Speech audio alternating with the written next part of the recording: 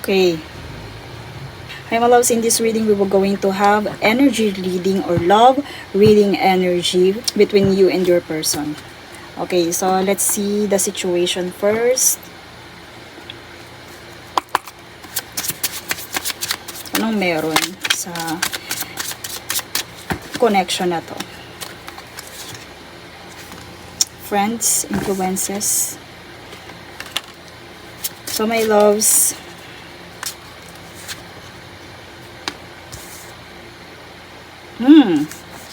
Divine Masculine. Divine Masculine.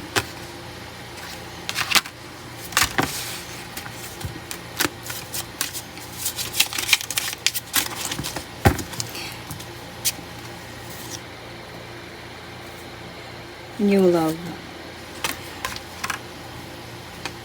Okay.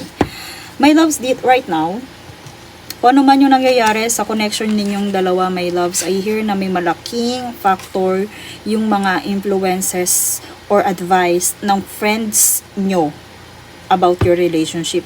Most especially sa Divine Masculine ng relationship ninyo.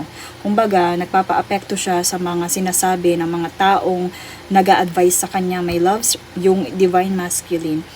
But also here sa love connection na to, my loves, merong upcoming na renewal, renewed hope, may pag-asa, my loves. So sa new love na to, it's either new person or new beginning.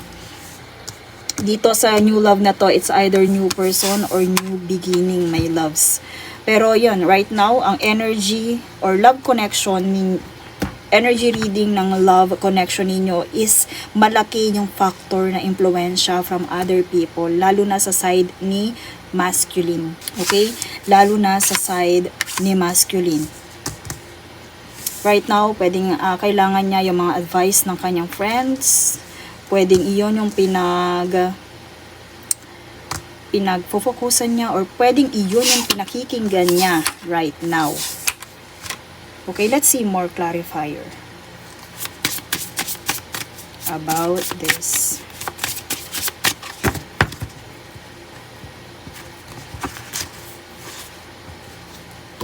Right now,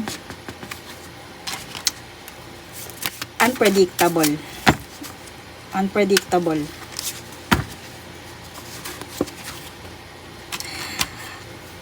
Far away, merong gap, may space between you and this person. So, barang distance, my loves. Wala pa. I hear na kung titingnan nyo yung energy, my loves, sobrang layo, sobrang distant. Puro pang cosmos. Look at the black hole. Paano ba yung black hole? Pag tumitik ka doon, parang hindi mo alam kung saan yung end. Hindi mo pa alam, lack of direction pa.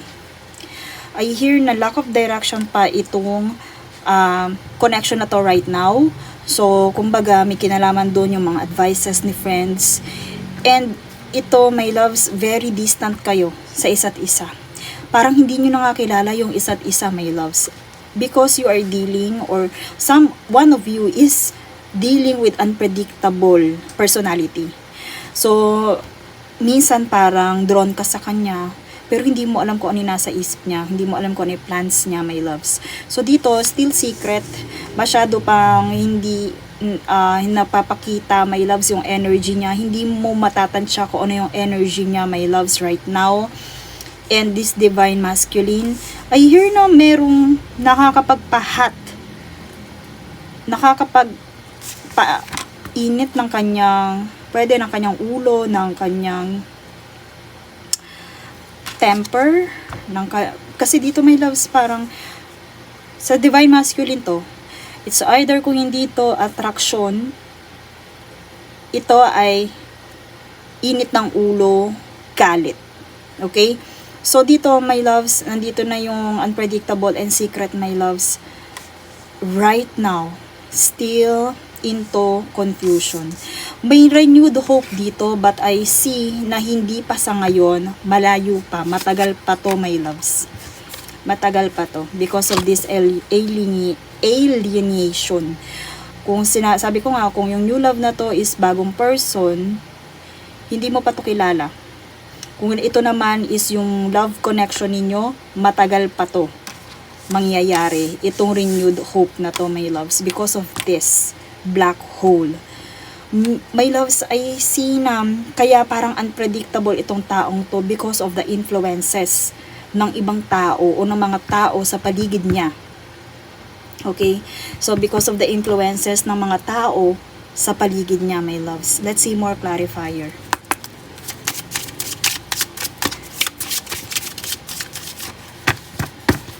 So, ikaw paano mo i-deal? Pero I hear na wala siyang iba kasing lalapitan. Wala siyang ibang pakikinggan kundi yung mga tao sa paligid niya. I hear, my loves, hindi mo pa hindi pa nakikita, unpredictable pa yung growth, or sabihin natin yung security and stability ng person na to. Parang kumbaga may mga success siyang may mangyayari sa life niya, pero hindi mo pa yun nakikita, hindi mo yun inaasahan, my loves. Okay, so nabanggit ko kanina yung galit, diba? Yung galit. But I hear na malulusaw din to. I hear na magiging light-hearted din to. Kasi my loves dito, pwede talaga i-accept na niya yung pagbabago, yung kailangan niyang baguhin sa life niya. Pwede andun yung growth, my loves. Pwedeng i-accept na rin niya, my loves. Pero right now, hindi mo yun makikita. They are unpredictable. Right now, ang nakikita mo sa kanya, hot-tempered. Pero, matututo tong person na to na mag-heal and maka-adapt sa change. Okay, with this dragonfly and also sa growth, my loves. Pero right now, hindi mo yun nakikita sa kanya. So, dito sa heartbroken, my loves, deeply hurt. Meron nga talagang separation and breakup dito, my loves. So, I hear na you, or maybe your person, my loves, is deeply hurt. So, kumbaga, still grieving, still mourning, still angry about what happened. Kaya hindi mo ma-predict. Parang iniisip mo, galit na galit sa'yo to, pero may feelings siya sa'yo. But one thing is for sure, nag-cause talaga ng pain kung ano man yung nangyari sa inyo.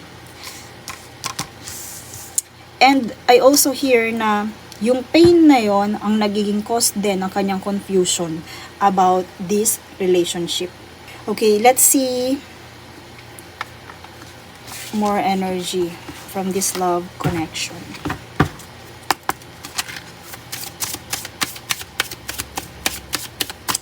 Confusion, my loves. Pwedeng ikaw, pwedeng ang person mo. Confused.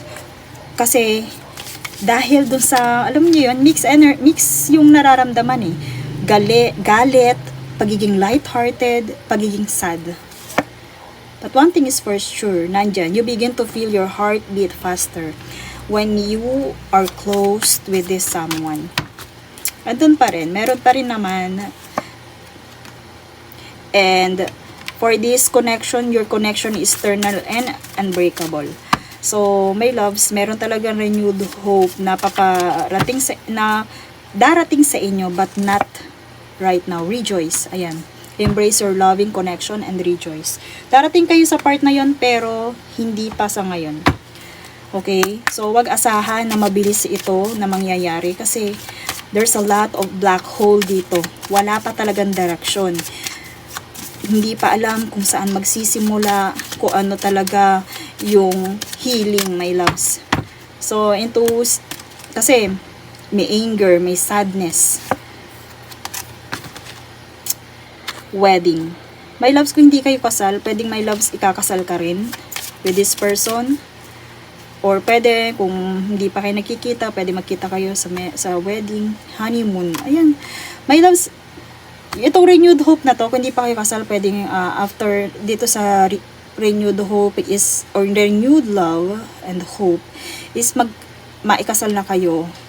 And dito sa honeymoon, my loves, pwedeng dito nyo na talaga ma-embrace yung connection nyo sa isa't isa. Pero right now, kailangan nyo muna talagang i-heal ang mga bagay-bagay. And dito, kailangan, my loves, Kasi yung influences by friends is napaka-importante sa masculine energy ng inyong relationship. So, kumbaga, funny siya. Kaya kung sino, funny, what I mean, pag sa funny, paniwalain, di ba? Kung sino yung mga taong nakapaligid sa kanya, my loves, iyon. Yung kanyang pinapakinggan right now. Kaya, parang walang direction, wala pang direction sa black hole na to. At minsan nagkukos din talaga ng galit, my loves. Pero, manalig ka. Meron pa naman paparating. Merong paparating sa'yo na wedding and honeymoon. Kaya kung hindi ka pa kasal, my loves, pwedeng ikasal ka din. Sa taong to or sa ibang tao, my loves. But you are meant for that. So, message from your person, I have so much desire for you. My loves, yung apoy na yan nakita natin kanina, pwede my loves na yun yung kanyang attraction sa'yo. Kung itinatanong mo kung mahal ka pa ba niya, yes, my loves. They're still into you. Yes, they're still into you, passionate about you, my loves, namimiss ka niya. Your, kasi passion, yung maapoy, di ba? Passionate, love. I think we should slow down. Kaya nga sabi kanina, hindi to agad-agad mag-heal, hindi to agad-agad yung new love na to, hindi to agad-agad darating kasi medyo matagal pa to. Okay? So, alam niya sa sarili niya na kailangan pa talagang i-heal ang mga bagay-bagay.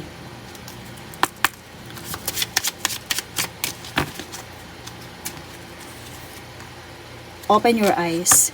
If someone shows you who they are, believe them the first time. So, kailangan talaga maka-adapt to sa pagbabago, my loves. Kailangan ma-adapt niya ang pagbabago. Okay, final message from this person.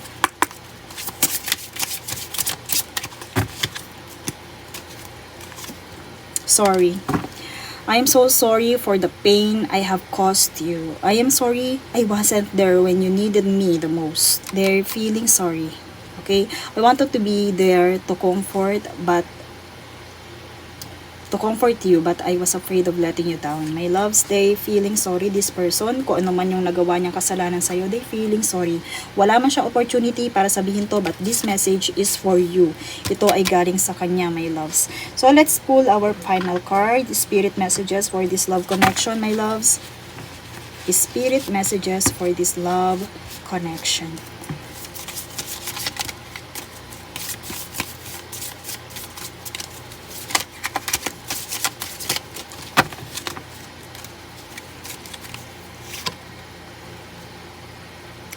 Balance, my loves. Love is not always about agreeing just for the sake of it. A great relationship is one of both supports and challenges. So, may pagsubok talaga, my loves. Right now, kailangan munang balansihin ang mga bagay-bagay kasi napakadaming pinagdaanan ng connection na to. Napakadami ding emotion na naka-involve dito sa connection na to. So, kailangan muna i-balance ang mga bagay-bagay at huwag madaliin. Okay? And that's all for this reading. Thank you so much and see you in my next one.